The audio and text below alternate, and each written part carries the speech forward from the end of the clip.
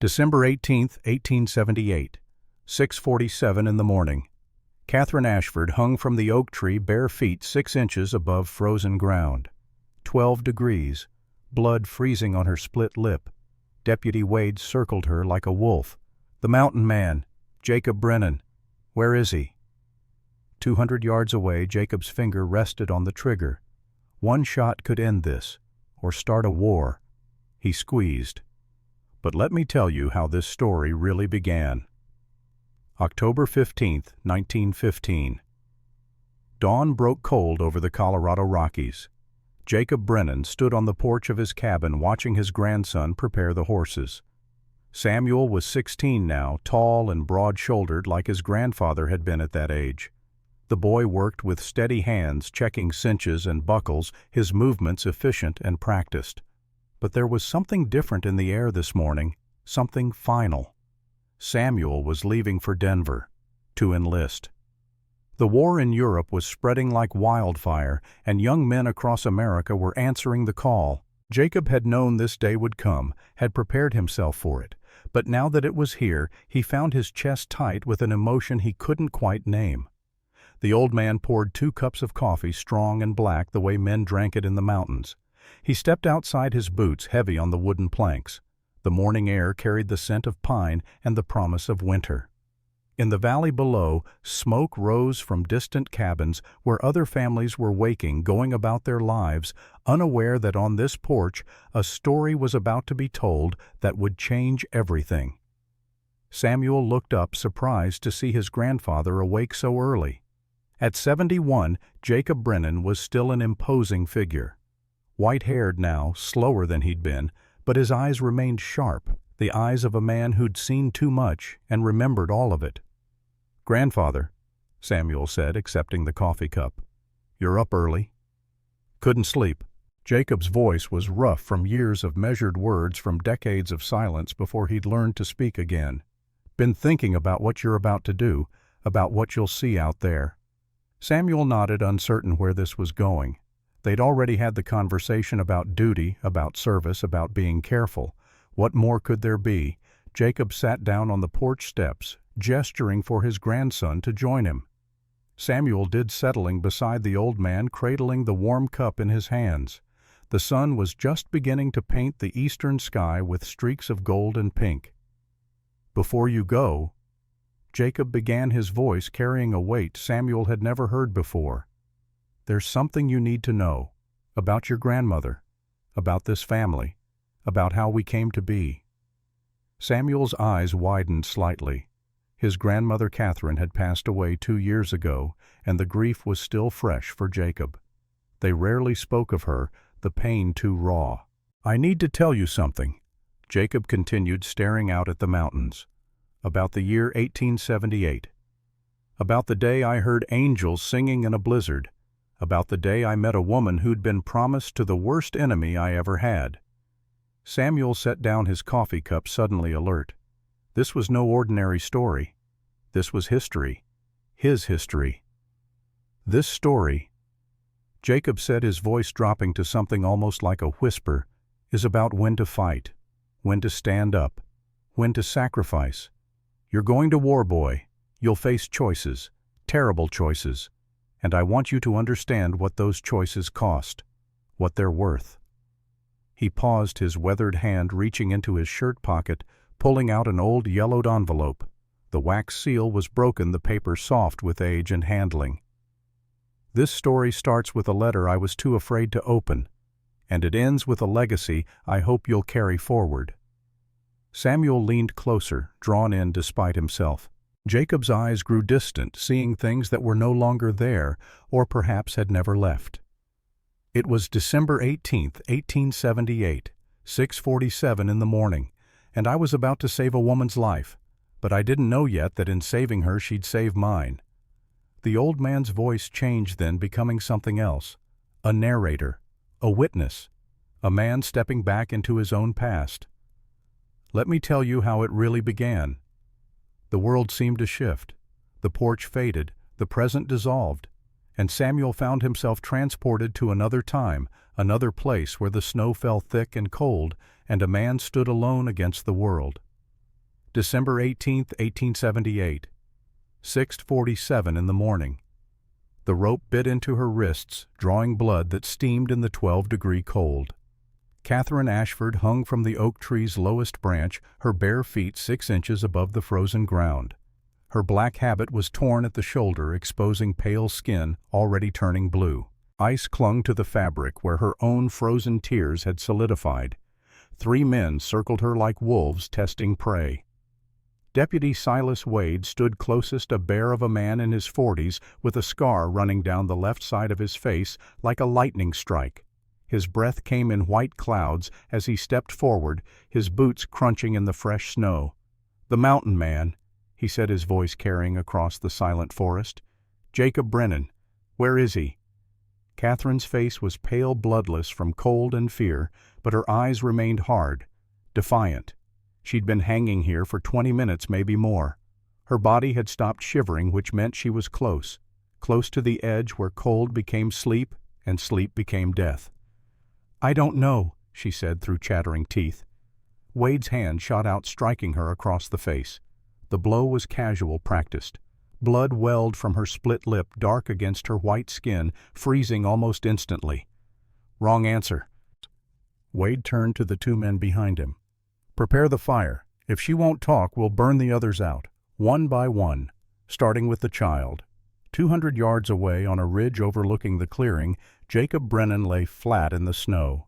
The Winchester Model 1873 was cold against his cheek, but his hands were steady. They'd been steady through 8 years of Army service, through the Indian Wars, through things he tried not to remember. They were steady now.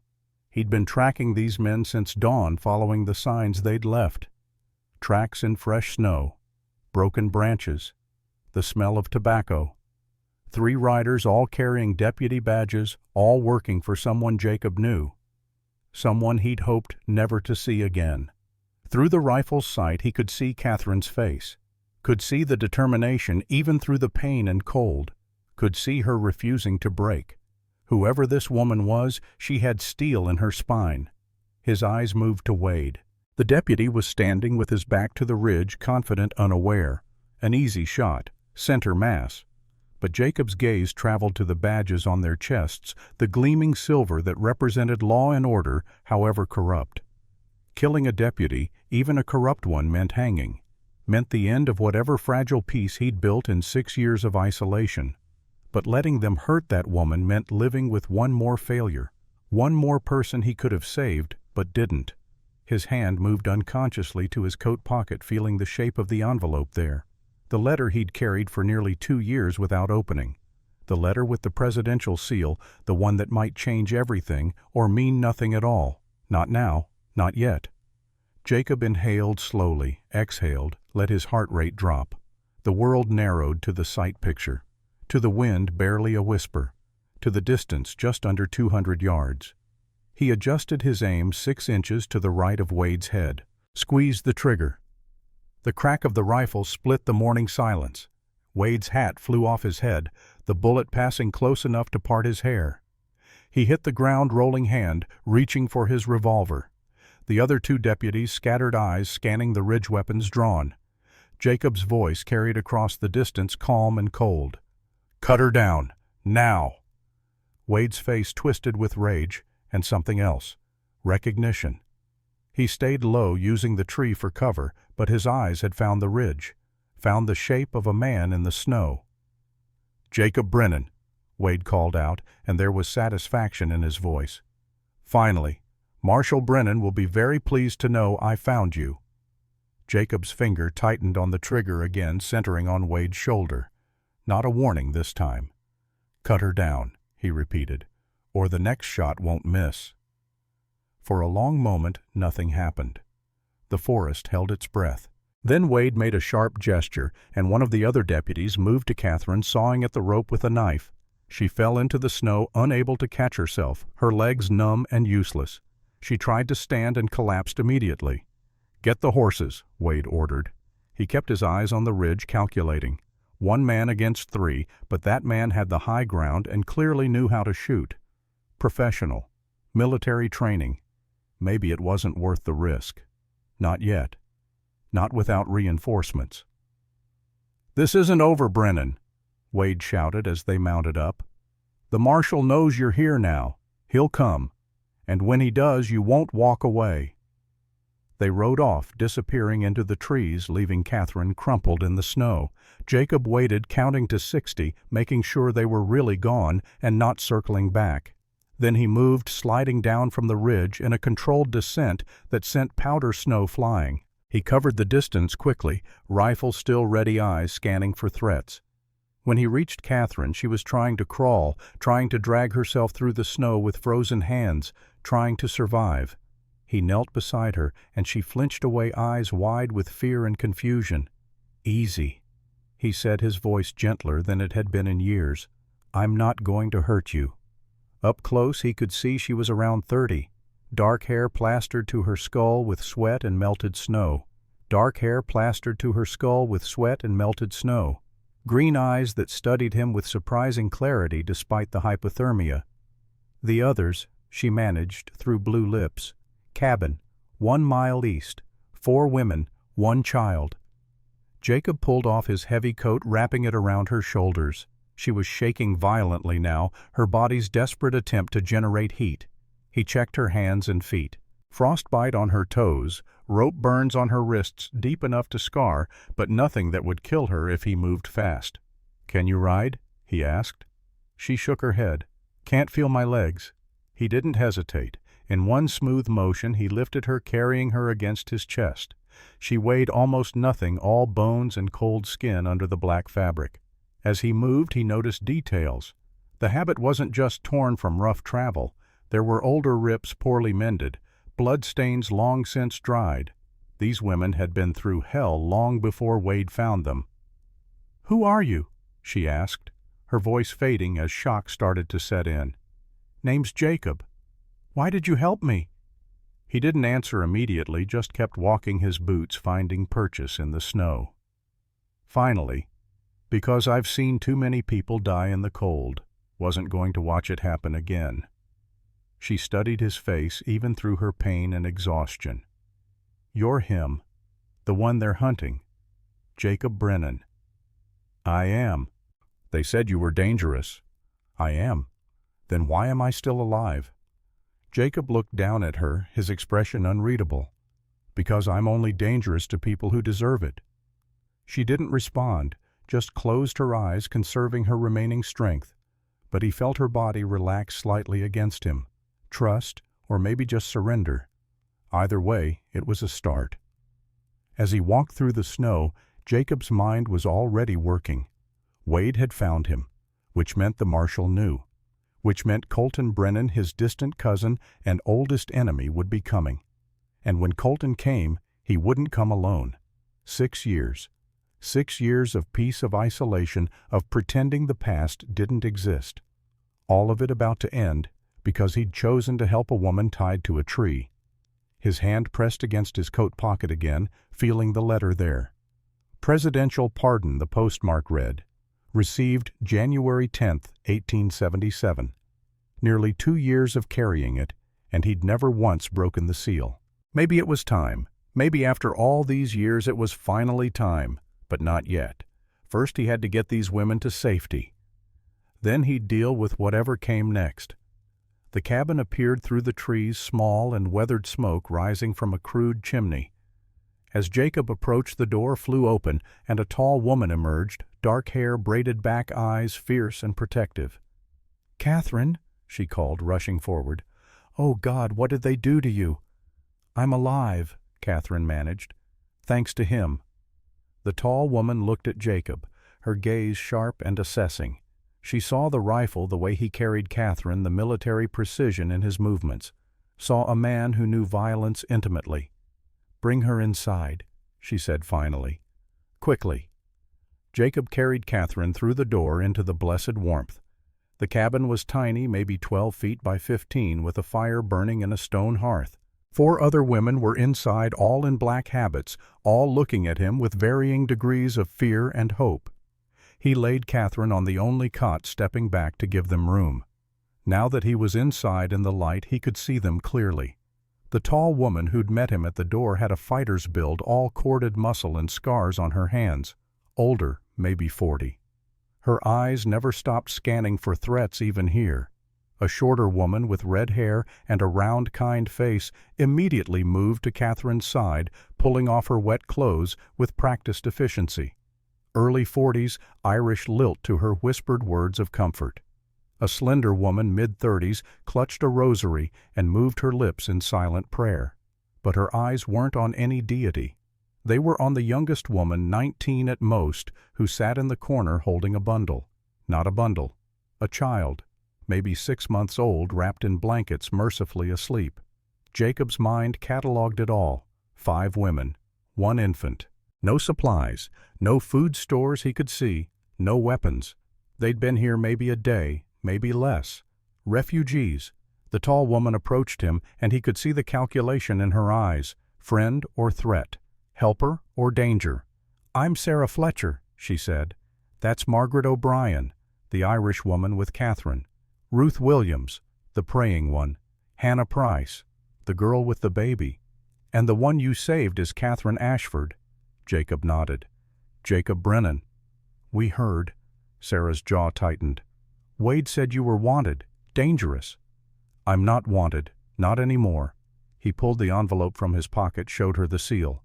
"Presidential pardon. Haven't opened it yet, but that's what it says." "Why haven't you opened it?" "Because some things, once you know them for certain, you can't unknow." Sarah seemed to understand that. She glanced at the others, then back at Jacob. "Wade and his men. They'll come back." "They will. Probably with more men. Maybe with the marshal himself." "And the marshal is—" Jacob's face hardened. "Colton Brennan, my cousin, and the man who's been hunting me for 6 years." The room went very quiet. Catherine, being tended by Margaret, spoke up weakly. "Colton Brennan, the Marshal of Colorado Territory." "You know him?" Jacob asked. Catherine's laugh was bitter. "I was supposed to marry him." Jacob felt the ground shift beneath him. Slowly, carefully, he asked, "What did you say?" 4 years ago. My father, Senator William Ashford of Massachusetts, arranged a marriage, political alliance. I refused. Colton didn't take it well." She met Jacob's eyes. "He had me committed to a convent, said it was for my own good, that I needed to learn obedience." The pieces started falling into place. Jacob looked at the other women, really looked at them, not just nuns, prisoners, refugees from an institution that had held them against their will. "How did you escape?" he asked. Sarah answered, "We didn't escape. We were being transferred from Mission Santa Teresa to Mission St. Joseph, 40 miles north. The Mother Superior hired guides, Wade and 2 others. She paused, and Jacob saw rage flicker across her face. "The wagon broke 3 days in. Wade said we'd have to walk the rest. Then he started making demands." "What kind of demands?" Sarah's hand moved to rest on Hannah's shoulder. The young woman flinched at the touch, and Jacob understood. "He assaulted her," Sarah said quietly. "Multiple times. Said it was payment for his services. Said if she told anyone he'd leave us all in the wilderness." Jacob's hands clenched into fists. The rage that swept through him was old familiar, the same rage he'd felt at Clear Creek when he'd seen what soldiers could do to the helpless. The same rage that had ended his military career and started his exile. "When?" he asked, his voice carefully controlled. "First time was 3 weeks ago, October 20th. The last time was 2 days before the wagon broke." Jacob did the math. If Hannah had gotten pregnant from the first assault in October, she'd be nearly 2 months along now. Not showing yet under the heavy habit, but the timing made terrible sense. Either way, the girl was traumatized, holding a baby that might not even be hers, seeking comfort in innocence. "Whose child?" he asked, nodding to the infant. "Mine," Hannah said, her voice barely audible. It was the first time she'd spoken. "She came early, 2 months early, born in a snowbank during the storm." Jacob's rage transformed into something colder, more dangerous. Wade hadn't just assaulted Hannah. He'd done it knowing she could get pregnant, knowing she'd have to carry that child through the mountains in winter. "Does Colton know?" Jacob asked Catherine. "About Wade, about what happened." Catherine nodded slowly. "Wade is his man, his best deputy. If Wade did this, it's because Colton ordered it." "Why would he order it?" "To break us, to make us want to go back." Catherine's eyes were hard now, fever bright. "He knew I was being transferred. My father must have told him. This was his way of ensuring I'd return to Boston, defeated, compliant, ready to accept the marriage." The full picture emerged ugly and clear. Colton had orchestrated everything. The transfer, the broken wagon, the assaults, all calculated to destroy these women's will, to make them grateful for rescue, to remind them that without male protection they were vulnerable. Jacob moved to the small window looking out at the forest. The sun was higher now, burning off the morning mist, beautiful and deadly. They had maybe hours before Wade returned, maybe a day if they were lucky. "We need to move," he said. "This cabin isn't defensible, and they know you're here." "Move where?" Sarah asked. "We have no supplies. Hannah just gave birth. Catherine can barely walk." "My cabin. 9,000 feet 3 miles northwest. Defendable position. Supplies for winter. 3 miles through snow with 2 injured women and an infant. Or we stay here and die when they come back. Your choice." The women looked at each other, having a silent conversation. Finally, Catherine spoke. "We go. But Jacob, you need to know something. If we go with you, if we accept your help, Colton will use it against us. He'll say we've been living improperly, that we've abandoned our vows. He'll destroy our reputations." "You have reputations left to destroy." Catherine almost smiled. "Fair point." Margaret had been working on Catherine's hands and feet, wrapping them in clean cloth. Now she looked up. "Mr. Brennan, if we come with you, we'll be trapped until spring. The passes will close. We'll be isolated with a strange man for months. Do you understand what that means?" "I understand you'll be alive." "And excommunicated, and ostracized, and probably charged with breaking our vows." Jacob looked at each of them in turn. "Then maybe your vows weren't worth keeping." Ruth gasped. "That's blasphemy." "Is it? Or is forcing women into servitude the blasphemy?" Ruth had no answer for that. Sarah made the decision. "We go, now, before they come back." They prepared quickly. Margaret and Ruth fashioned a sling to carry Hannah's baby. Sarah helped Catherine to her feet, supporting most of her weight. Jacob packed what little they had into a makeshift bundle. As they were about to leave, Ruth stopped him. "Mr. Brennan, you said you've seen people die in the cold. When?" Jacob's face went distant. "November 29th, 1872. Clear Creek, Wyoming. Cheyenne Winter Camp. I was Army Scout. My commanding officer gave an order I should have refused. 47 people died. 19 were children." "And your commanding officer?" "Captain Colton Brennan. He was promoted for it." The silence was complete. Finally Catherine spoke. "Then we have a common enemy." "We do." "Good," she said, her voice gaining strength, "because I intend to see him pay for what he's done, to all of us." Jacob met her eyes and saw something there that mirrored what he felt. Not just anger, purpose. The kind of purpose that could survive winter and isolation and whatever hell Colton brought. "Then we'd better get you to safety first," he said, "because when Colton comes, and he will come, I want you strong enough to look him in the eye and tell him no." They moved out into the snow, a ragged line of survivors heading toward uncertain safety. Jacob led breaking trail rifle ready.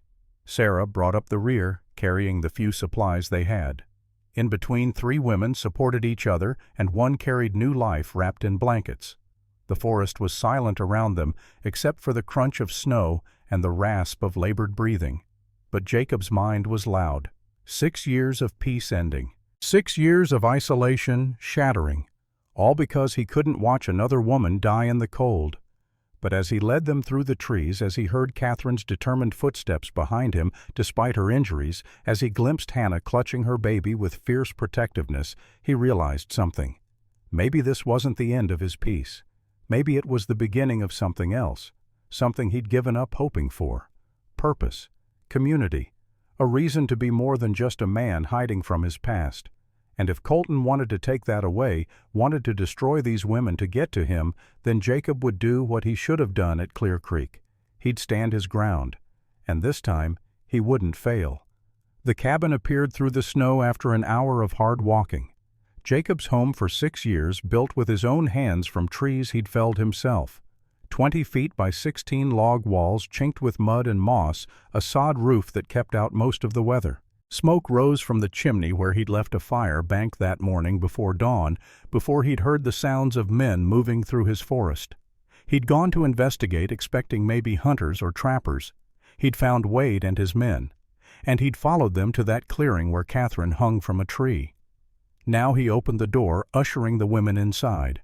The cabin was Spartan, one room serving as kitchen, bedroom, and workshop, a single cot against one wall, a table and 2 chairs, shelves holding supplies and tools, a rifle rack with empty slots, his traps and snares hanging from hooks.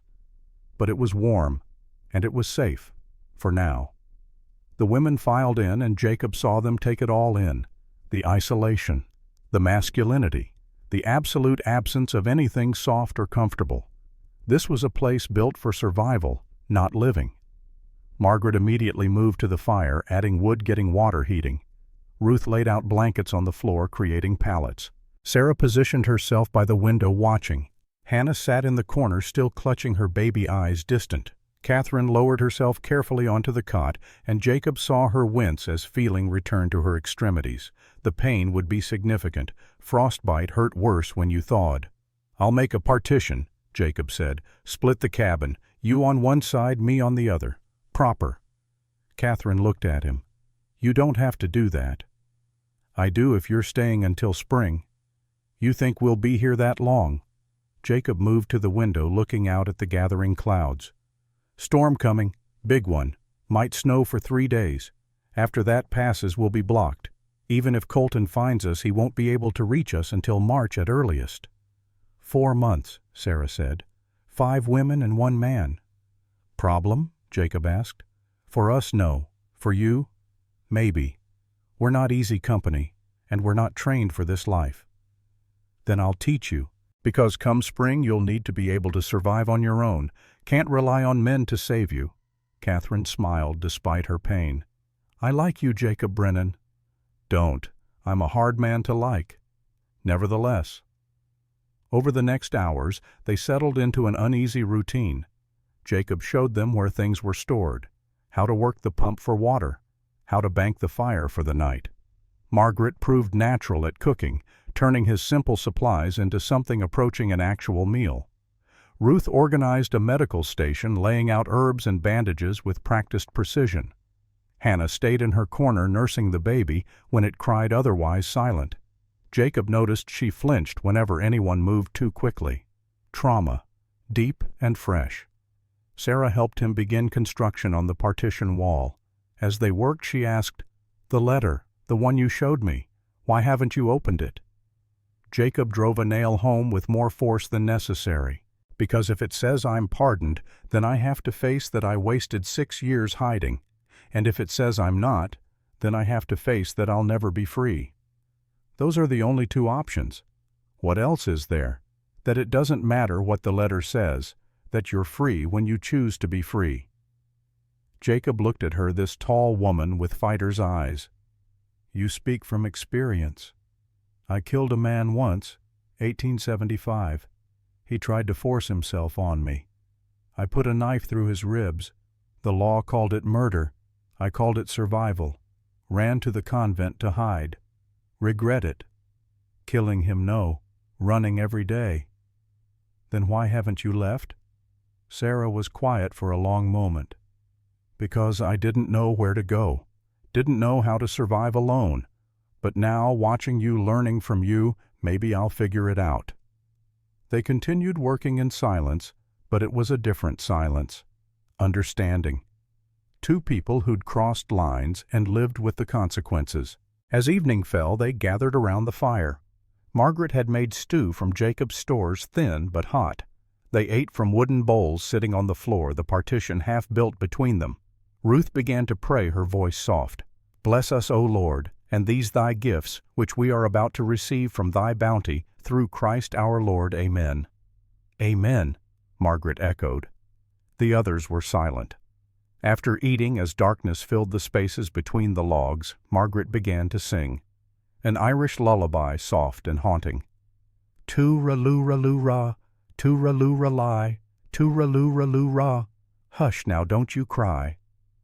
Hannah's baby quieted, lulled by the sound. Catherine's eyes closed, exhaustion finally claiming her. Even Sarah's rigid posture relaxed slightly. Jacob sat apart, cleaning his rifle, maintaining the weapon with automatic precision. But he was listening to the song, to the fire's crackle, to the sound of breathing that wasn't his own. For the first time in 6 years, his cabin felt less like a tomb and more like a home. When the song ended, Catherine spoke without opening her eyes. "Jacob, you said you've been alone for 6 years, but you're not anymore. What does that mean for us?" "Means we survive the winter. Come spring, you decide. Go to Mission St. Joseph like you planned, or go somewhere else. Your choice. And you?" "I'll still be here." Alone again. Jacob didn't answer immediately. Finally, maybe, maybe not.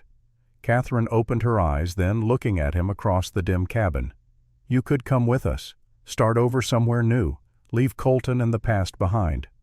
"Can't run from the past. It always catches up. Then we face it together." "You don't know me." "I know you saved my life. I know you're offering shelter to 5 strangers. I know you're building a wall to protect our reputations, even though we're already ruined." She smiled. "That's enough to start with." Jacob met her gaze and felt something shift. Something he'd thought dead stirring back to life. Connection. The possibility that maybe, just maybe, he didn't have to carry everything alone. "Get some rest," he said gruffly. "Tomorrow we finish the partition. Day after I'll teach you to shoot." "Why?" "Because Wade will come back, and when he does, I want you able to defend yourselves." Sarah nodded approvingly. "Now you're talking sense." They settled in for the night. The women on one side of the half-built partition, Jacob on the other. He sat in his chair, rifle across his lap, listening to them breathe, listening to the wind pick up outside. The storm was coming. He could feel it in his bones, that deep certainty that came from years of reading weather. They'd be snowed in by morning, trapped together, 5 women and 1 man in a cabin built for solitude. His hand moved to his coat pocket, to the letter still unopened. Presidential pardon. 2 years of carrying it, unable to face what it might mean. Tomorrow, he thought. Tomorrow I'll open it. But tonight he had other responsibilities. Tonight he was a guardian, a protector, a man standing between the innocent and those who would harm them, just like he should have been at Clear Creek, just like he'd failed to be. This time would be different. This time he'd stand his ground, even if it cost him everything. Outside, the first snowflakes began to fall, large and soft, accumulating quickly. By midnight it would be a full blizzard. By dawn the world would be white and impassable. Jacob watched through the window as the storm came, as the past caught up with the present, as 6 years of peace ended and something new began, something dangerous, something necessary, something that felt for the first time in longer than he could remember, like hope. The storm lasted 3 days. On the first morning Jacob woke before dawn, as he always did, his body knowing the rhythms even after a sleepless night. He stood from his chair, his back protesting the hours spent upright, and moved to the window. The world outside had transformed. 4 feet of snow covered everything. The path to the woodpile had disappeared. Even the fence posts were buried, only their tops visible like grave markers in an endless white field. Beautiful. Deadly. Behind him, the women were beginning to stir. He heard the rustle of blankets, soft murmurs, Hannah's baby, making small sounds that weren't quite crying yet. Margaret was first to sit up, her red hair loose around her shoulders. She'd stopped wearing the white coif during the night, and in the firelight she looked younger, less burdened. "Storm passed?" she asked quietly, not wanting to wake the others. "Storm's just getting started. This is the calm, Real weather hits tonight." Margaret stood moving to join him at the window. She was shorter than the others, barely reaching his shoulder, but there was a solidness to her that spoke of hard work and harder years. "How long will we be trapped?" "Week at minimum, maybe 2 if another storm comes behind this one. And then," Jacob looked at her, "then we see if they come for us." "You think they will?" "I know they will. Question is how many, and whether they'll wait for spring or try to reach us in winter." Margaret nodded slowly, processing this. Then, "I should start breakfast. Get everyone's strength up." She moved to the supplies, and Jacob watched her work with the efficiency of someone who'd cooked for large groups before, probably at the convent, probably for years standing over pots and ovens, serving others, never being served herself. One by one the others woke. Catherine struggled to sit up, her hands and feet still wrapped in bandages, the frostbite damage evident in how carefully she moved. But her eyes were clear, alert, assessing. Sarah was already checking the windows, positioning herself where she could see the approaches to the cabin. Military thinking. Defensive instinct. Jacob approved. Ruth knelt in prayer immediately, her rosary moving through her fingers with practiced rhythm. But Jacob noticed her eyes kept drifting to Hannah, to the young woman who sat in the corner nursing her baby, her face blank and distant. When breakfast was ready, they gathered around the small table. There weren't enough chairs, so they took turns eating in shifts. The food was simple. Oatmeal with goat milk bread Margaret had somehow coaxed from Jacob's rough flour stores. But it was hot and filling, and for the first time since leaving Mission Santa Teresa. They weren't starving. After eating, Jacob laid out the day's work. "We finish the partition, get proper separation, then we start training." "Training for what?" Ruth asked. "Survival, fighting, whatever you need to know to stay alive." "We're nuns," Ruth said. "We don't fight. You're not nuns anymore. The moment you left with me, that ended. Now you're just women trying to survive winter and whatever comes after." Ruth's face crumpled, the reality of it hitting her. Catherine reached over, took her hand. "He's right, Ruth. We crossed a line. There's no going back." "But God doesn't live in buildings or institutions," Catherine said gently. "If he's anywhere, he's here, with us, helping us survive." Ruth nodded, but Jacob could see the doubt in her eyes, the crisis of faith that was only beginning. They spent the morning working. Jacob and Sarah constructed the partition wall from rough-hewn logs, creating a genuine barrier down the middle of the cabin. It wasn't perfect, but it provided privacy, propriety. On one side, the women's space with the cot and pallets. On the other, Jacob's area with his chair and gear. As they worked, Sarah asked questions about construction, about defense, about how to read terrain and weather. She absorbed everything like a soldier in training, committing it to memory. "You've killed before," she said. It wasn't a question. "Yes. In war. Mostly. Some after." "Any you regret?" Jacob hammered a nail home. "All of them. And none of them." Sarah understood. "The man I killed. Sometimes I see his face. But then I remember what he was trying to do, and I sleep fine." "Good. Regret makes you careful, but too much regret makes you hesitate, and hesitation gets you killed." They continued working in comfortable silence. Around them the cabin transformed. What had been a bachelor's survival space became something else, a home. Temporary maybe, but real. By afternoon the partition was complete. The women had claimed their side, organizing with impressive efficiency. Margaret had created a kitchen area. Ruth established her medical station. Hannah had a quiet corner for herself and the baby. Catherine, despite her injuries, directed it all with the natural authority of someone born to command. On his side, Jacob maintained his weapons.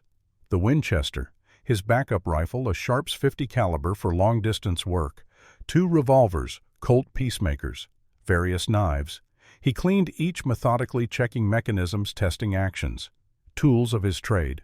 Tools he hoped he wouldn't need, but knew he would. As darkness fell, they gathered again. This time, with the partition complete, they could sit on their separate sides, but still share the fire's warmth. It felt safer somehow, more proper. Though Jacob suspected the propriety was an illusion they all agreed to maintain. Margaret sang again. This time an Irish ballad about leaving home, about crossing oceans, about finding new places to belong. Her voice carried emotion Jacob hadn't expected, loss and hope mixed together. When she finished, Catherine spoke. "Maggie, how did you end up in the convent?" Margaret smiled, but it was sad. Ireland, 1846. The famine. I was seventh of 9 children. My parents couldn't feed us all. The church offered to take me, give me purpose. They called it salvation. I called it being sent away so my siblings could eat.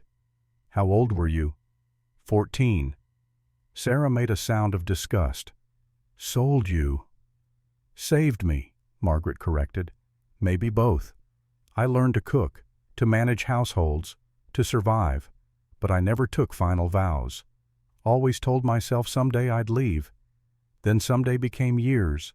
Years became decades. And here I am, 42 years old, finally leaving. Ruth spoke up, her voice tight. But you were safe there. Fed. Protected. Protected from what, Ruth? From living. From choosing my own path. Margaret shook her head. I was grateful, but gratitude isn't the same as freedom. Ruth stood abruptly, moving to her corner. She knelt, rosary in hand, but Jacob could see her shoulders shaking. Crisis deepening. Hannah spoke, then her voice so quiet they almost missed it. I never wanted to be a nun. Everyone turned to look at her. It was the first time she'd volunteered information, the first time she'd engaged beyond basic survival. My parents died when I was 15. Consumption.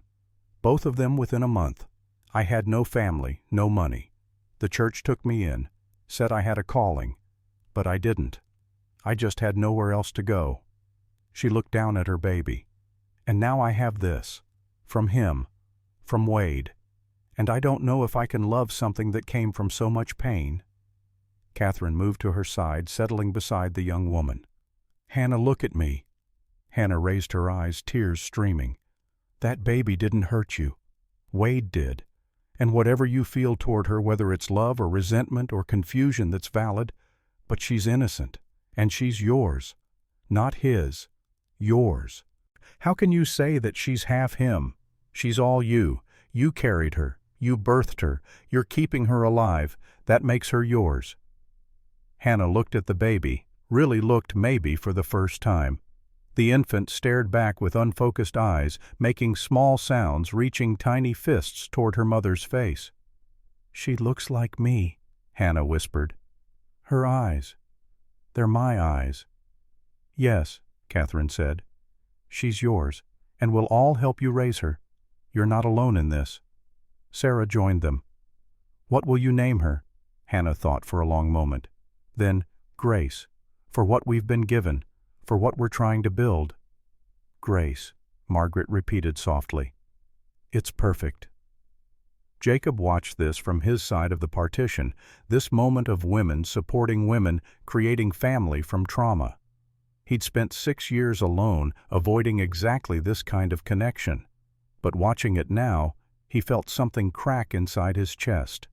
Some wall he'd built starting to crumble. That night, after the others had settled into sleep, Jacob sat in his chair, the letter in his hands.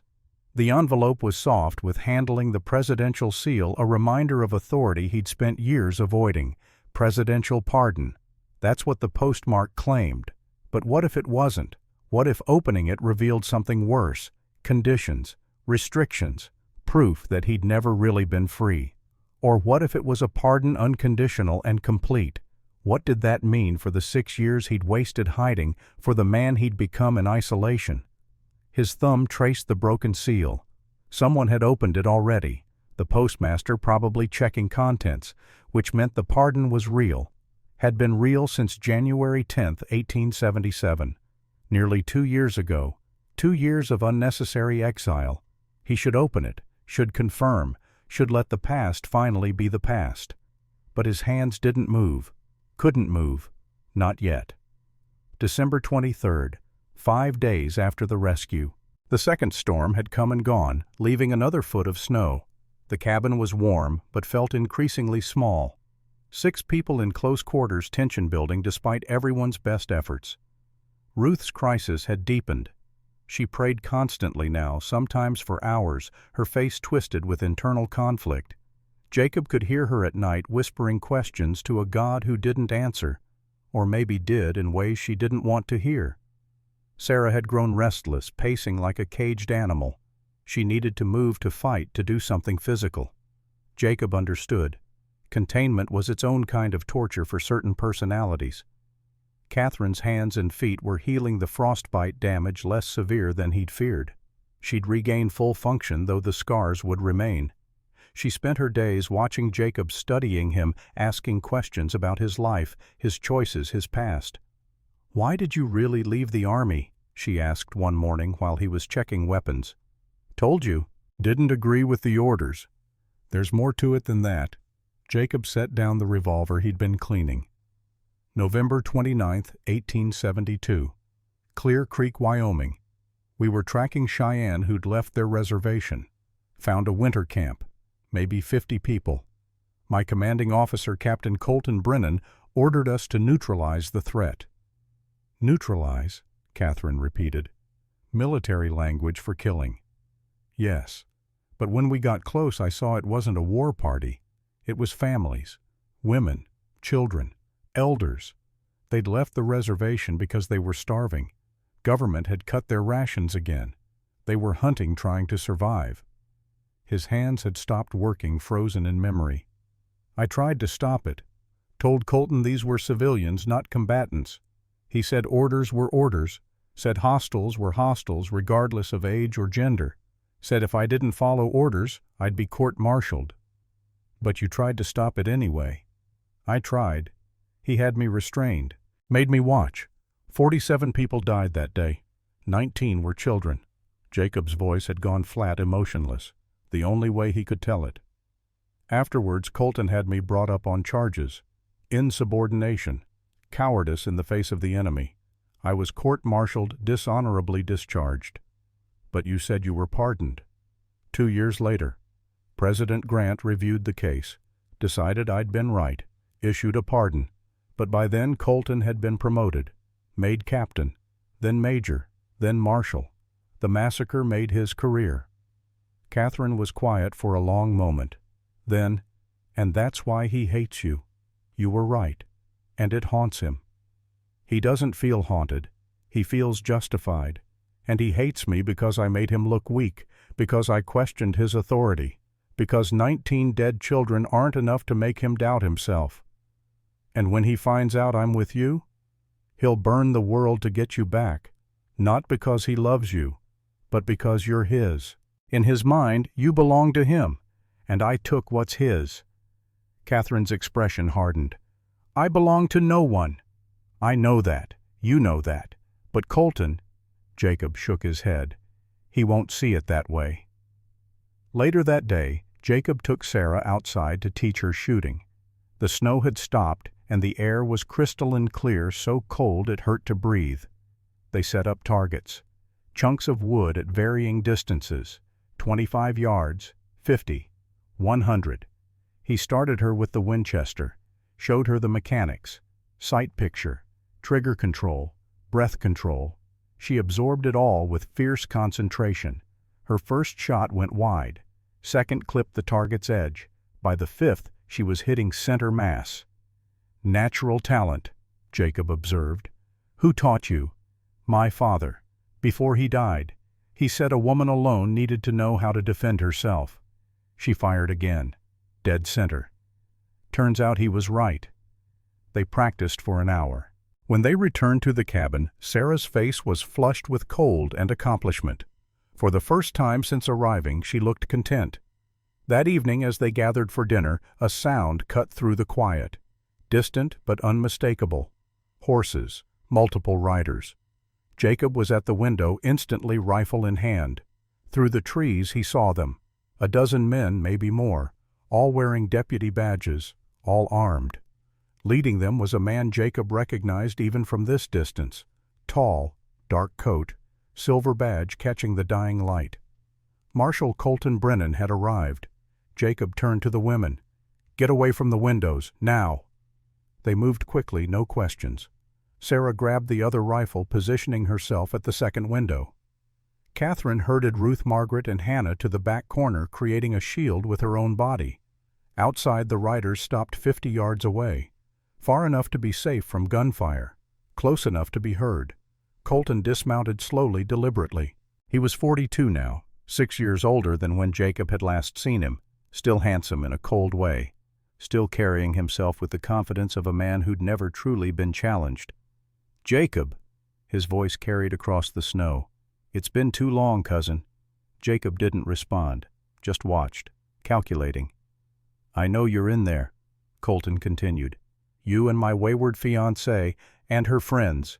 Catherine's sharp intake of breath. He knew everything. "Here's the situation, Jacob.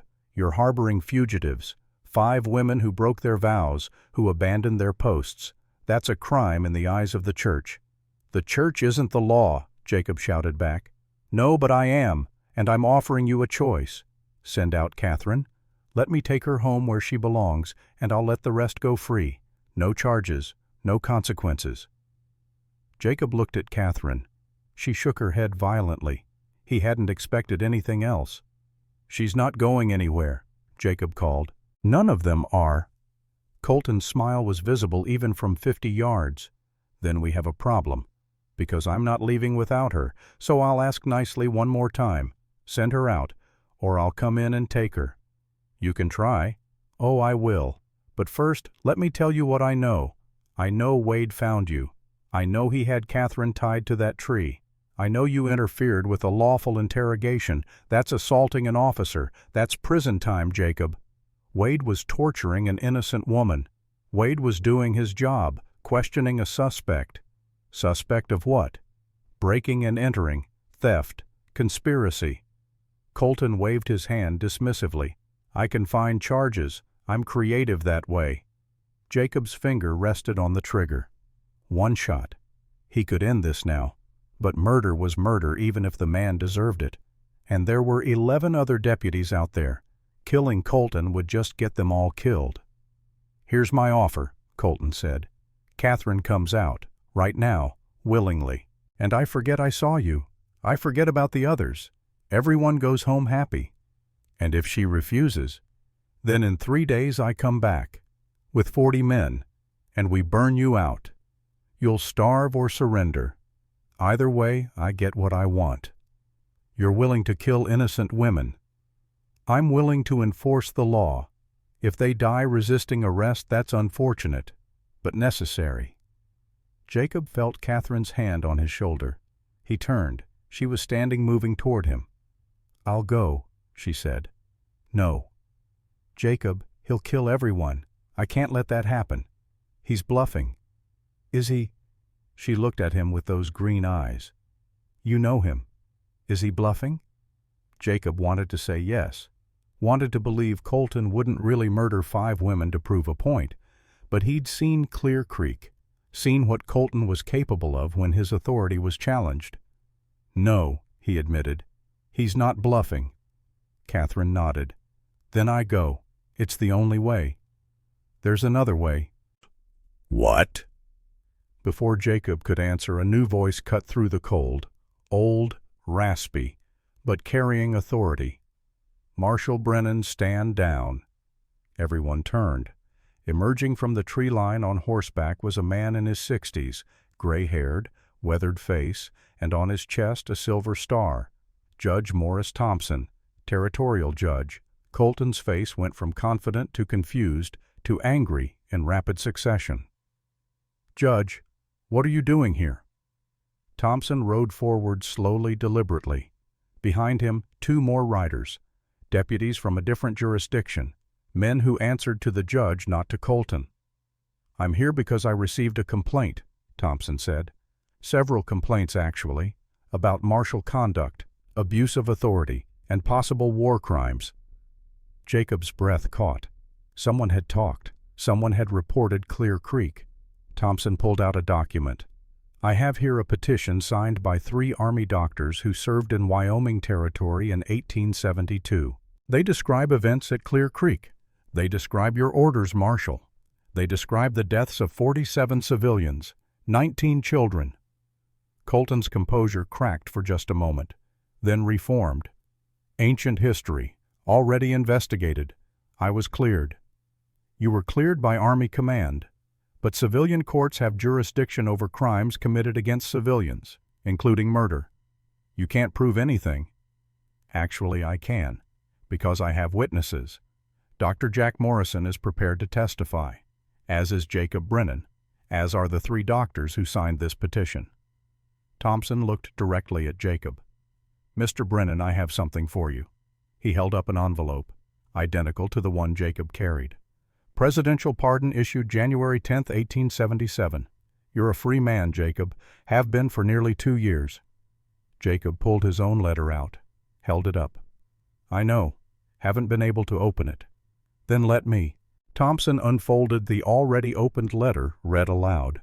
By order of President Ulysses S. Grant, Jacob Brennan is hereby pardoned for all charges related to events at Clear Creek, Wyoming. His honor is restored, his service record is cleared. He is a free man with all rights and privileges thereof. The words hung in the cold air. Catherine's hand found Jacob's, squeezed. Thompson continued addressing everyone. As for you women, breaking convent vows is not a crime. The church can excommunicate you. They can judge you. But the law has no hold. You're free to go where you please. They're under church authority, Colton protested. They were. They're not anymore. They left of their own free will, after being coerced by Brennan. Were you coerced? Thompson asked Catherine directly. No, Your Honor. We were dying in a blizzard. Mr. Brennan saved our lives. Nothing more. Thompson nodded. Then there's no crime. Marshal, you have no authority here. Stand down. Colton's face had gone red, fury barely contained. You're making a mistake, Judge. The only mistake would be continuing this charade. I'm ordering you to return to Silver Ridge. We'll convene a hearing about Clear Creek, about Deputy Wade's conduct, about a lot of things. You can't order me? I can, and I am. I'm a territorial judge. You're a marshal. In legal hierarchy, I outrank you. Thompson's voice hardened. Now go, before I have you arrested for harassment. For a long moment Colton didn't move. Then slowly he mounted his horse. But before riding away, he looked directly at Catherine. This isn't over. I'll see you again. Soon. I'll be ready, she replied, her voice steady. Colton and his men turned riding back through the snow, disappearing into the trees. But Jacob knew he'd be back, knew this was just the beginning. Thompson dismounted, approached the cabin. Jacob opened the door, letting him inside.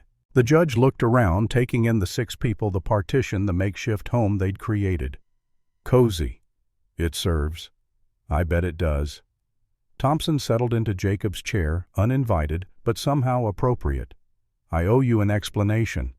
How did you know we were here? Dr. Jack Morrison, old Army doctor. He's been tracking reports of martial misconduct for years.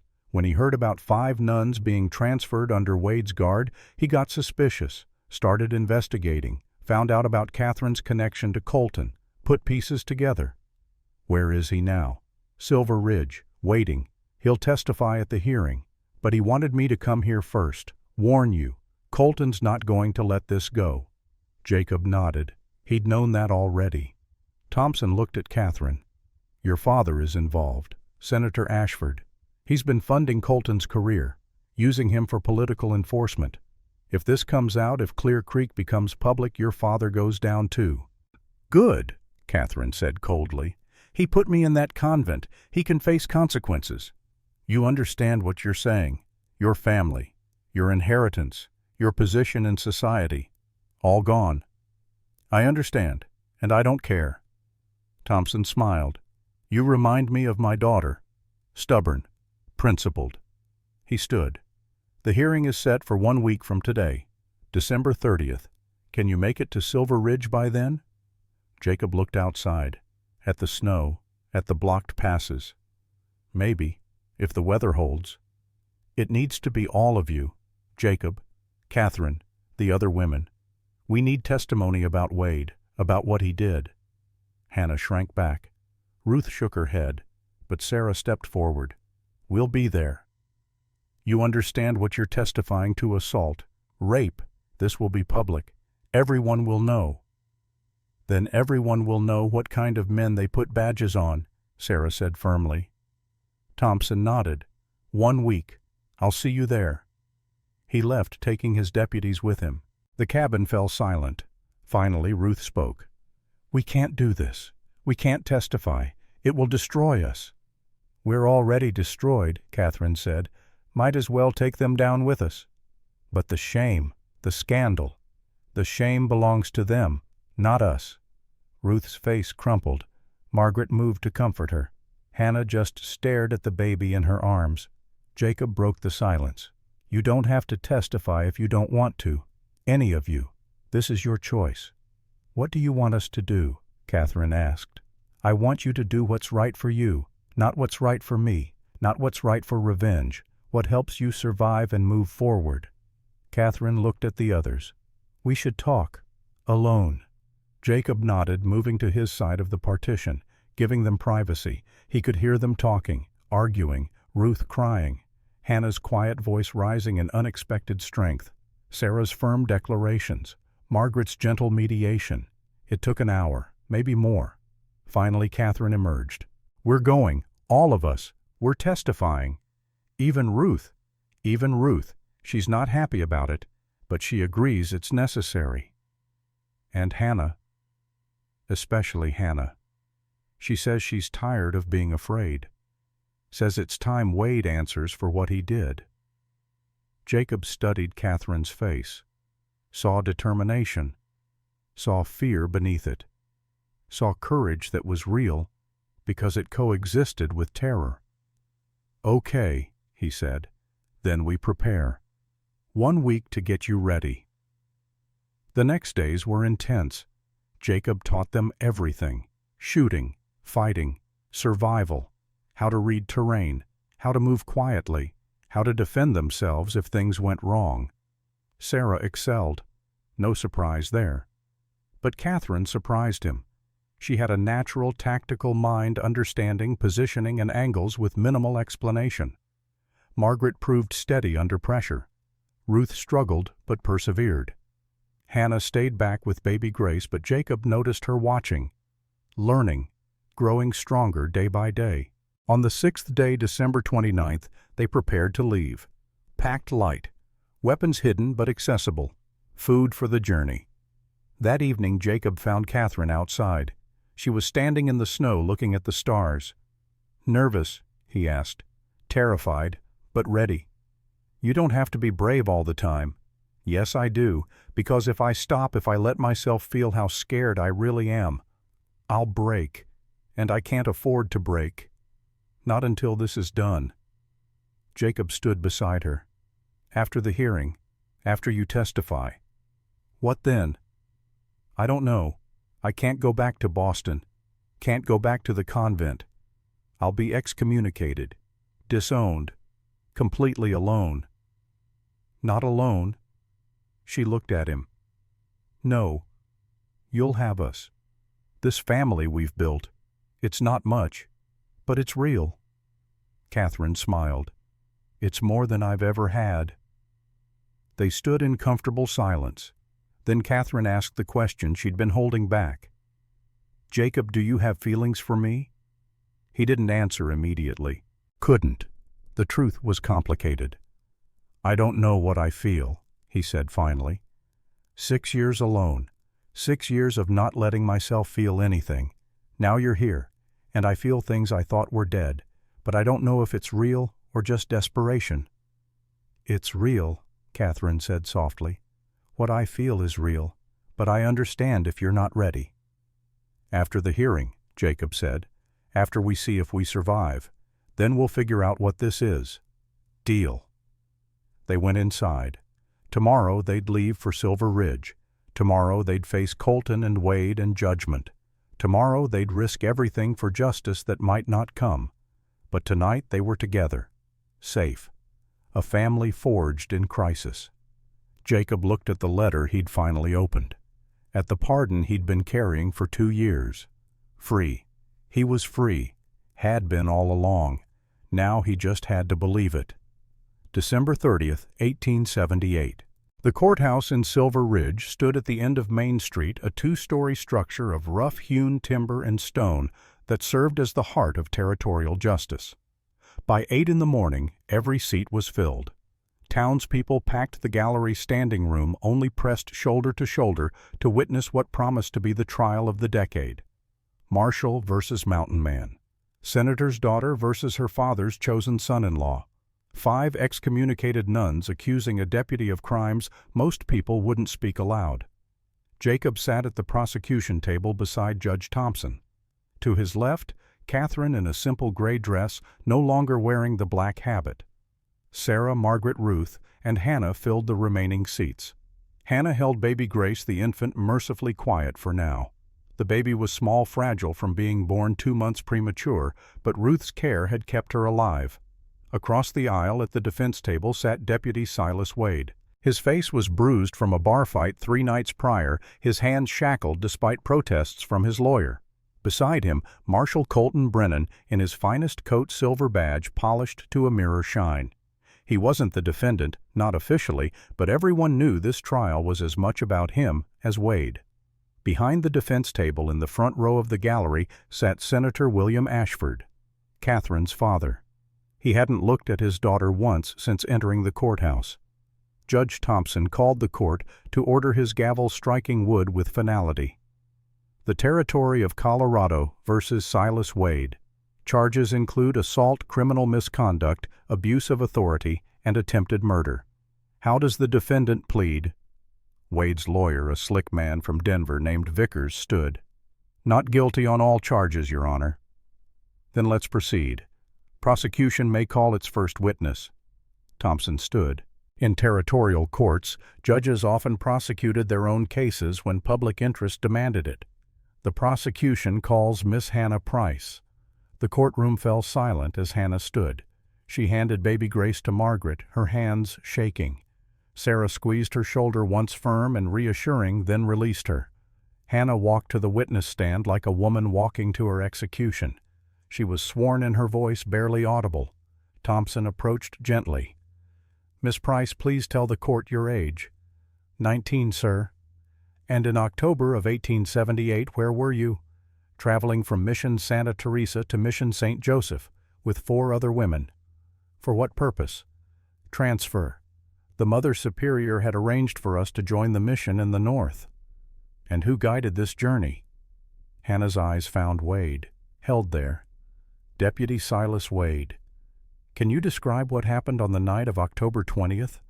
Hannah's voice dropped to a whisper. He came to my tent. After midnight, said I needed to pay for passage. I said we had no money. He said there were other ways to pay. The courtroom was absolutely still. Did you consent to relations with Deputy Wade? No, never. What happened?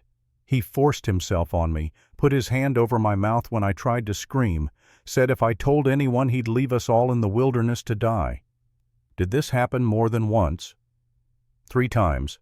The last was 2 days before the wagon broke. Thompson retrieved a document.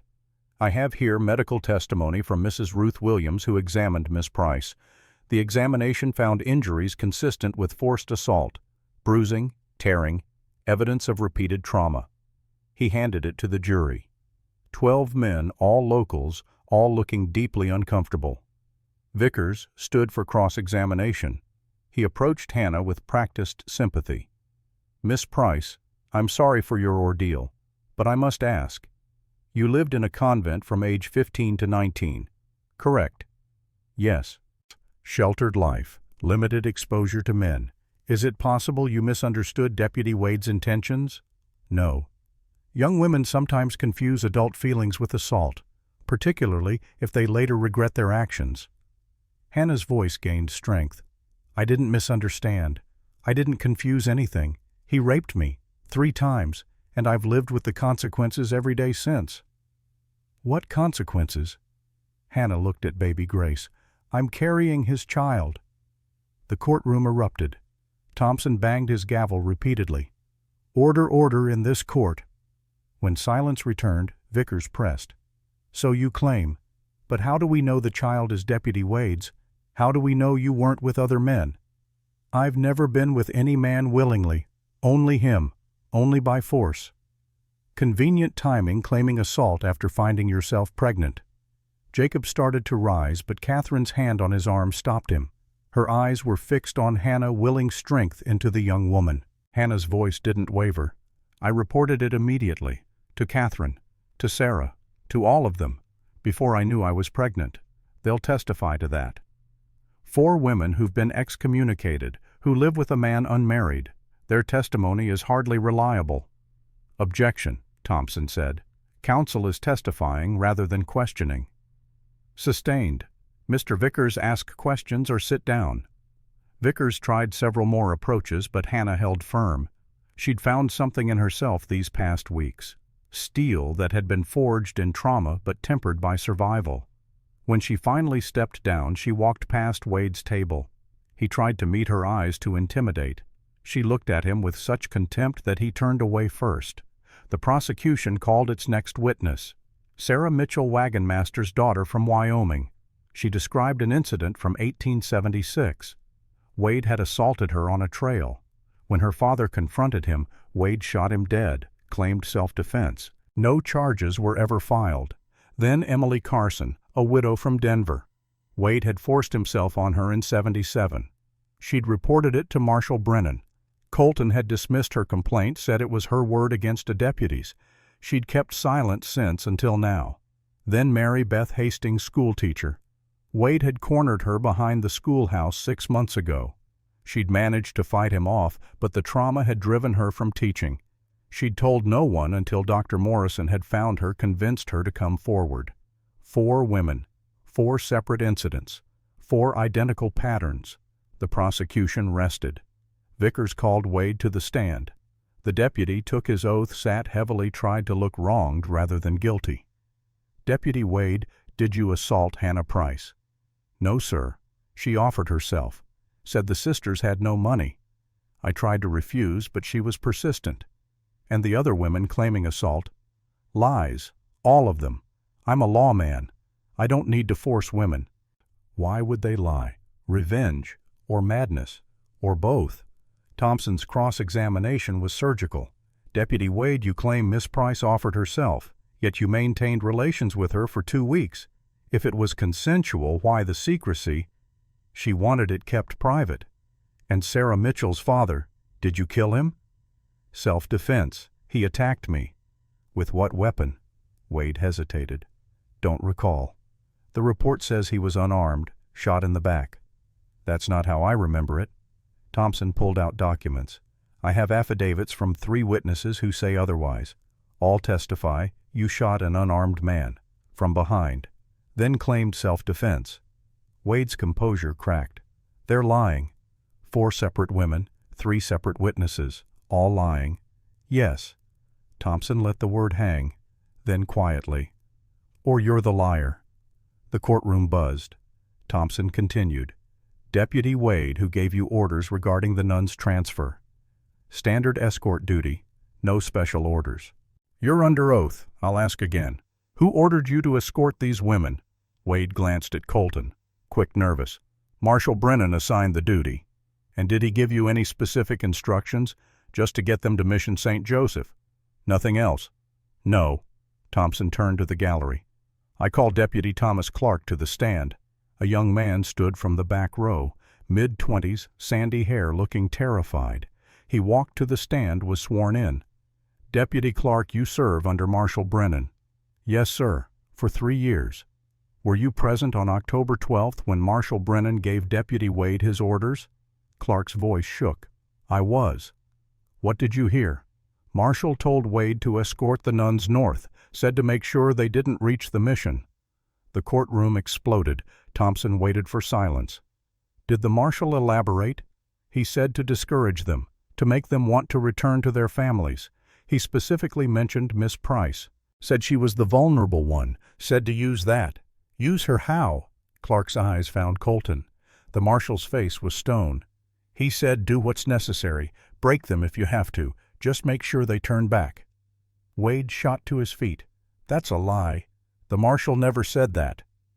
"Sit down," the judge ordered. But Wade was beyond reason now. "Fine. Yes, he told me to scare them, but he didn't say assault them.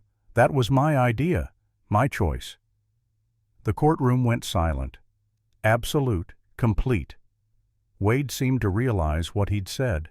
His face went pale.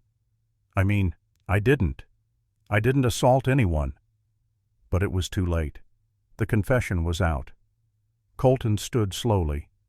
"Your Honor, I need to address this slander." "Marshal Brennan, sit down." "This deputy is lying. I gave no such orders."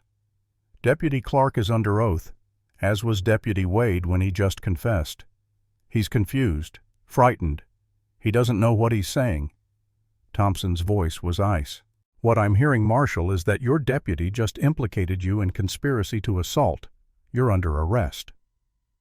Every deputy in the room drew weapons simultaneously, half on Thompson, half on Colton. For a moment violence hung in the air like smoke. Then Judge Thompson spoke. "Anyone who draws on this court will hang for treason. Marshal Brennan, you will surrender your badge and weapon. Now!" Colton's hand moved toward his revolver. Jacob's hand moved faster, his own pistol appearing from nowhere, trained on Colton's chest. "Don't," Jacob said quietly. Colton froze, looked at his cousin, saw something in Jacob's eyes that made him reconsider. Slowly, he unbuckled his gun belt, set it on the table, unpinned his badge. "This isn't over," he said. "Yes, it is," Thompson replied.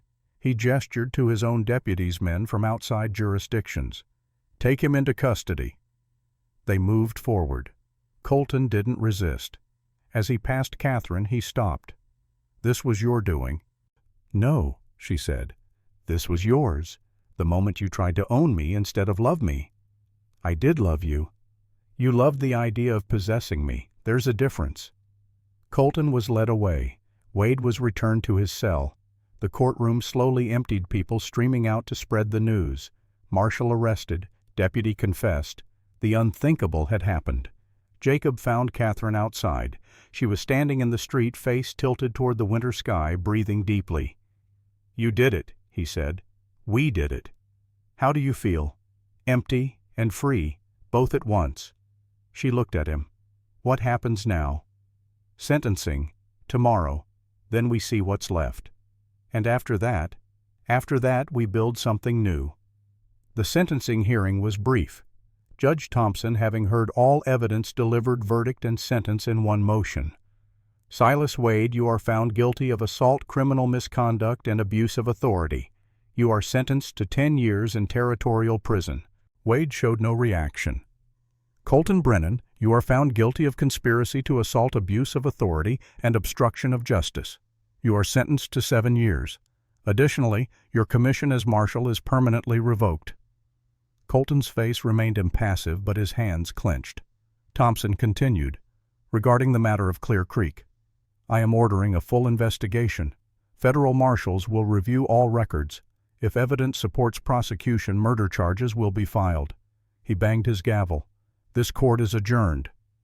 As they led Colton away, he caught Jacob's eye one last time. No words, just a look of pure hatred, promise of future reckoning. But Jacob didn't flinch, didn't look away. He'd spent 6 years running from Colton's shadow. No more. Outside the courthouse, Catherine found her father waiting.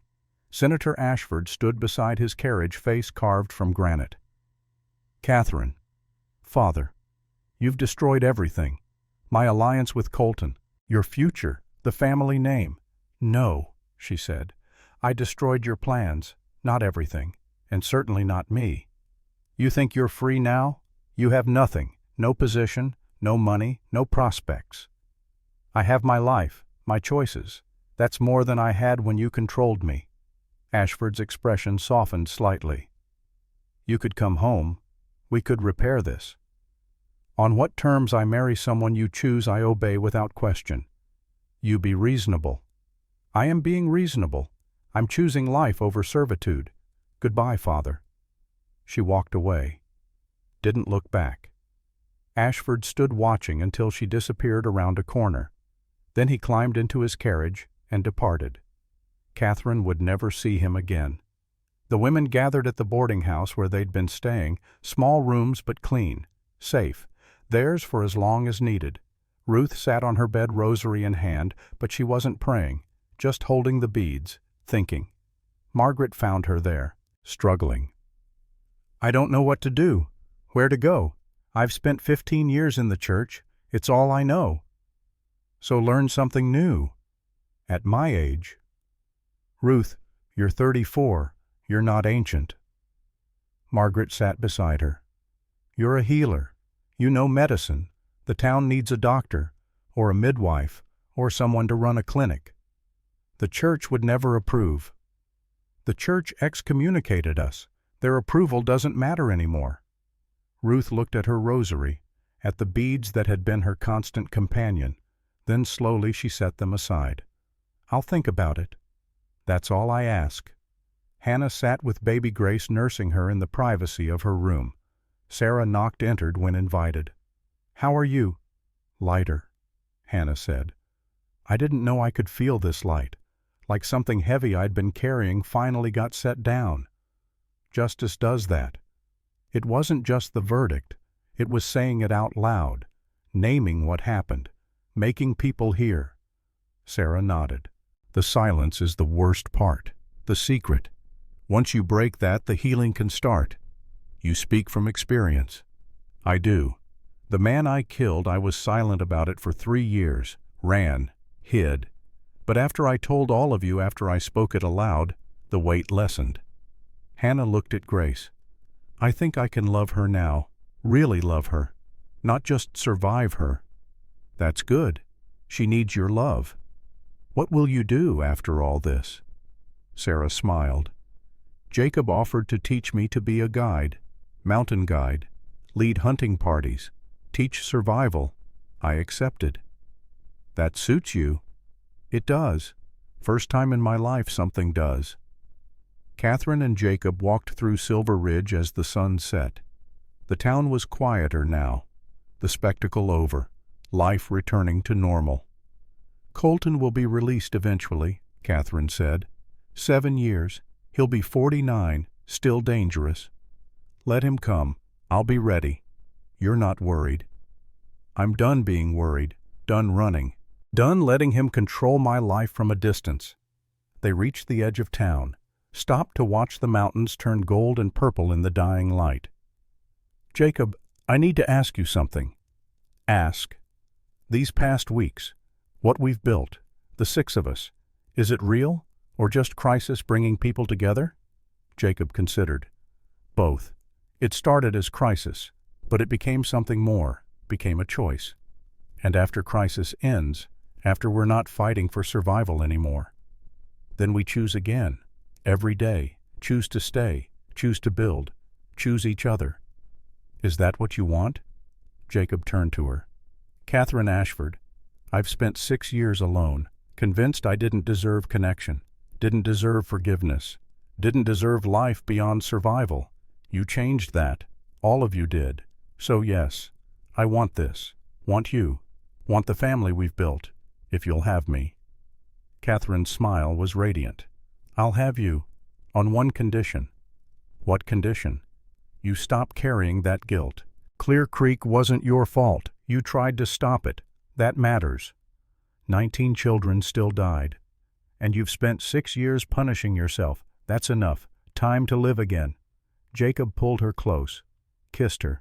It was different from the brief moment they'd shared weeks ago. This was deeper. Promise, commitment, future. When they broke apart, Catherine asked, "What now?" "Now we go home. To the cabin. To our family. And we figure out what comes next. Together. Together." They married in spring, April 10, 1879. A small ceremony on the mountain outside Jacob's cabin. Judge Thompson officiated.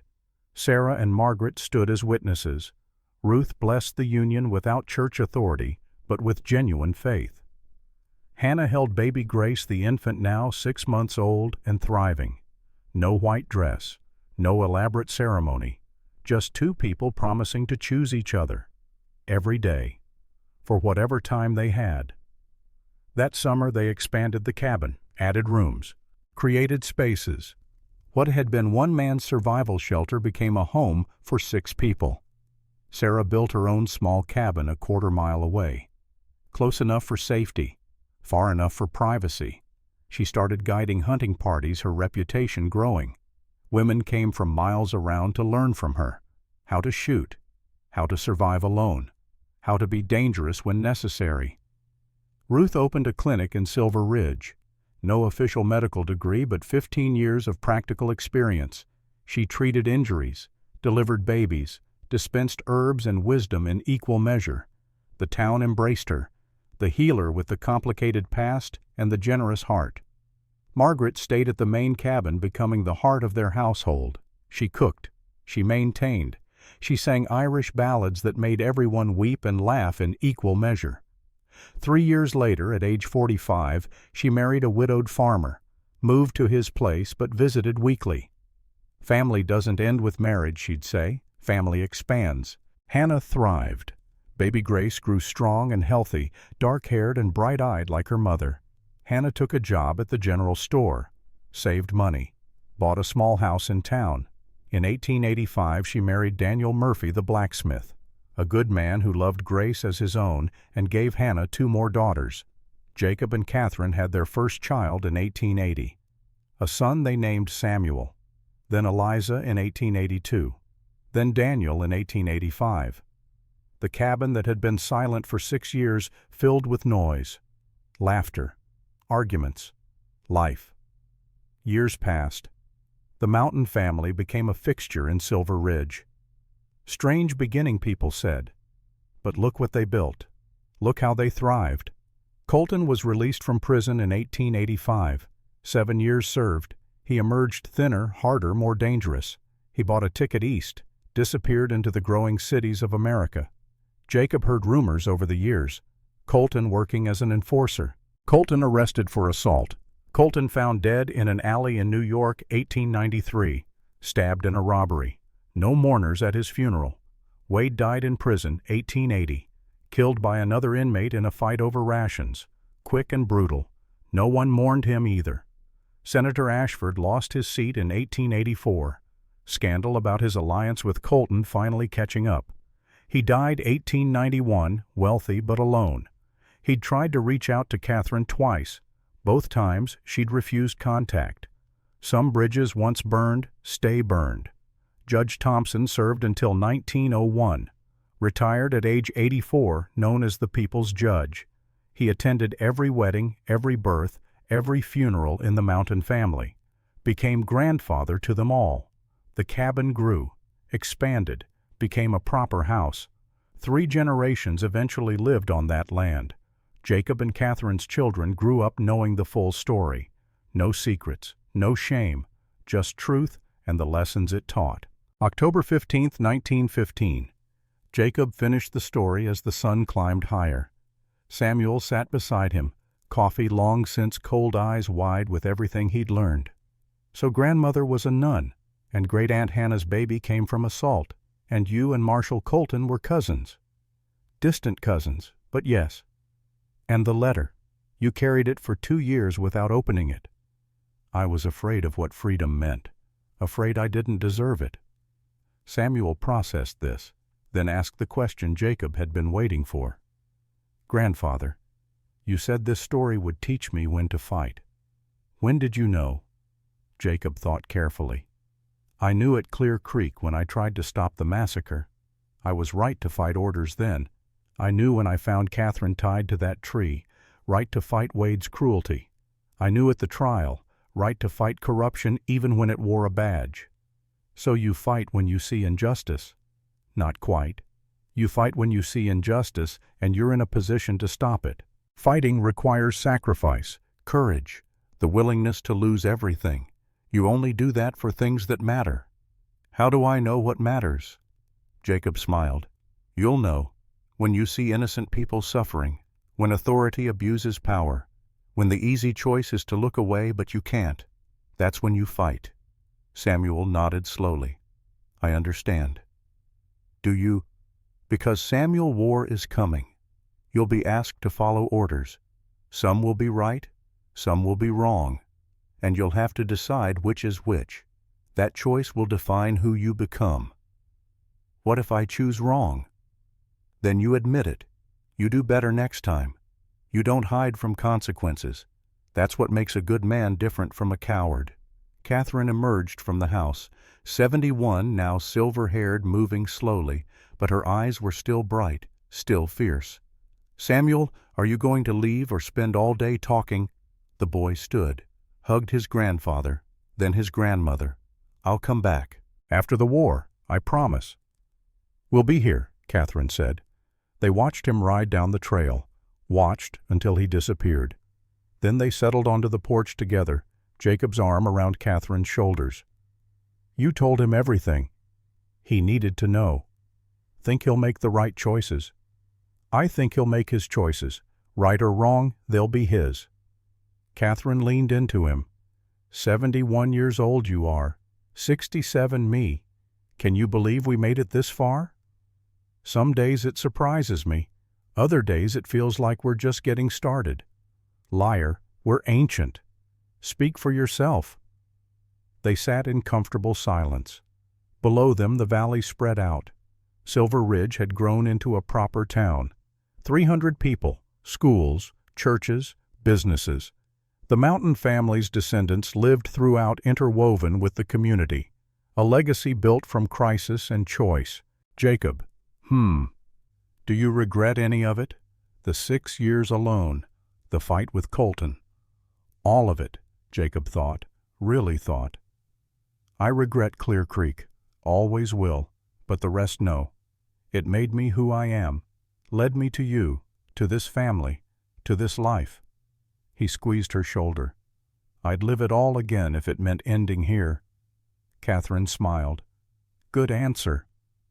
They watched the sun climb higher, watched smoke rise from distant cabins, watched the world continue turning. Two old people who'd fought for their freedom, who'd built something impossible, who'd created family from broken pieces. Two people who'd learned that love isn't just a feeling. It's a choice, made daily, renewed constantly, fought for when necessary. The mountains stood eternal behind them, witness to everything, keeper of secrets and stories and the long, complicated path from survival to life. Inside the house their children were preparing lunch, grandchildren playing in the yard, great-grandchildren learning to walk. 3 generations of Brennans descended from a hermit and a runaway nun who'd found each other in a blizzard. The letter that Jacob had carried for 2 years sat framed on the wall now. Presidential pardon. Physical proof of freedom. But Jacob had learned the truth. Freedom wasn't in documents or official proclamations. Freedom was in choice, in standing up when it mattered, in building something worth protecting, in loving fiercely and without apology. He'd been free the moment he decided to save Catherine, the moment he opened that gate and let 5 strangers into his sanctuary. Everything else was just paperwork. Catherine's hand found his, threaded their fingers together. After 36 years of marriage, the gesture was automatic, comfort and connection. "What are you thinking?" she asked. "That I'm the luckiest man alive." "Liar. I'm the lucky one. We could both be lucky. Now you're just being greedy." Jacob laughed. Actually laughed, the sound carrying across the mountains, free and genuine, the sound of a man who'd finally learned to live. Down in the valley, church bells rang, calling the faithful to Sunday service. Up on the mountain, Jacob and Catherine sat together, their own kind of church, their own kind of faith, faith in each other, in family, in the belief that broken things could be mended, that wounded people could heal, that sometimes the worst moments led to the best futures. The sun climbed higher, the day stretched ahead, full of possibility and peace. 2 old people, one shared history, a lifetime of choices that had led them here. Home. Jacob Brennan died peacefully on March 3, 1921. He was 77 years old. Catherine held his hand as he passed. Their children surrounded them. He went quietly without fear, a man who'd made his peace. Catherine followed 8 years later. June 19, 1929, 80 years old, still sharp, still fierce. She spent her final days on that same porch, looking at those same mountains, remembering a blizzard and a man who'd saved her life by letting her save his. They were buried together on the hill above the cabin. Simple graves, simple markers. Jacob Brennan, 1844 to 1921. He stood when it mattered. Catherine Ashford Brennan, 1849 to 1929. She chose freedom. Their descendants still live in Colorado. The cabin still stands preserved as historical landmark. Tourists visit, take pictures, read the plaques that tell the story. 5 nuns and a mountain man, crisis and choice, the impossible family that became real. Samuel Brennan survived World War I, returned home, married, had children, told them the story his grandfather had told him, about when to fight, when to stand, when to sacrifice. The lesson passed through generations, a legacy not of wealth or status, but of principle and courage. That sometimes the right choice is the hard choice, that authority can be wrong, that standing alone is terrifying but necessary, that freedom is worth fighting for, that love is worth building for, that family is whoever chooses to stand beside you. The mountains remember. Snow falls each winter, covering the same ground where Catherine hung from a tree, where Jacob stood with a rifle and made a choice, where 5 women and 1 man decided that survival wasn't enough. They wanted life, full and messy and complicated. They wanted choice and consequence and the ability to forge their own path. They got it, at great cost, with greater reward. The story lives on, whispered around campfires, told to children, adapted and changed with each telling. But the core remains. Once in a Colorado winter in a time of crisis, 6 people found each other. They fought corruption, faced judgment, built family from nothing. They won, not perfectly, not without loss, but they won. And the mountains remember, and the story lives, and the legacy endures. Freedom, family, choice. The 3 things worth fighting for. The 3 things worth building for. The 3 things that make survival into life. Jacob Brennan learned that lesson late, but he learned it completely, and he passed it on. That's all anyone can do. Learn, live, pass it forward. The rest is just details. The mountains stand eternal, the snow falls, the seasons turn, and somewhere in Colorado on a hill overlooking a valley, 2 graves rest side by side. Keeper of the story. Witnesses to what's possible when people choose courage over comfort, truth over convenience, each other over isolation. The mountain's reckoning, the hermit's redemption, the nun's liberation. A story that began with a letter never opened and ended with a life fully lived. A story about finding home in the last place you expected, about building family from broken pieces, about standing up when the world tells you to kneel. A story that's over, a legacy that continues. The end of one tale, the beginning of countless others, because that's what good stories do. They don't die, they transform. They pass through generations. They teach and inspire and remind us that we're not alone in the struggle, that others have fought before, that others will fight after, that the battle for freedom and dignity and choice is never truly over. But it's always worth fighting. Jacob would approve of that lesson. Catherine would too. And somewhere, if you listen carefully to the wind through the pines, if you stand on that mountain at dawn, if you let yourself believe in the possibility of continuing presence, you might hear them. Laughter, conversation, the sounds of a family that refused to be broken, the sounds of people who learned that love is louder than fear, that hope is stronger than despair, that 6 people choosing each other can change the world. 1 cabin, 1 winter, 1 impossible family. That's all it takes. The mountains remember. The story lives. The legacy endures. And that Samuel Brennan would say to his own grandchildren is worth remembering, worth honoring, worth continuing. Choose freedom, choose family, choose courage. The rest will follow.